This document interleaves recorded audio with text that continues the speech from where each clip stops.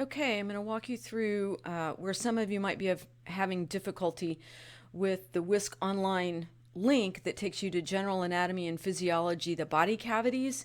The important part here, because this material is very good and the price is right, is to come down here where it says full screen at the lower left.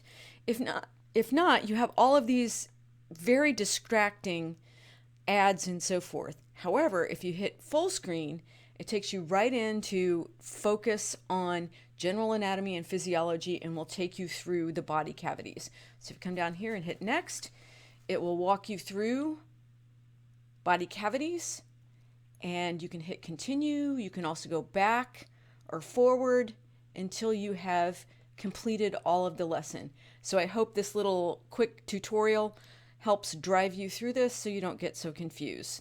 If you have any questions, don't hesitate to reach out.